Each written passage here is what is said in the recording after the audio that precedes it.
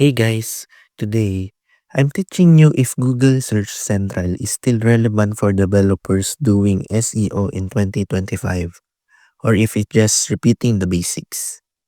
Google Search Central remains a key source for devs and SEO pros because it offers up-to-date documentation, structured data guides, Search Console support, crawling, and indexing tips, and real answers straight from Google engineers, making it essential for understanding how search works under the hood.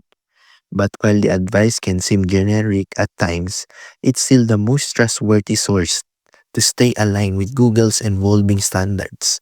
So if you're optimizing websites, debugging index issues, or implementing SEMA in 2025, Google Search Central is still worth checking regularly, especially to avoid SEO myths and stay ahead of algorithm updates.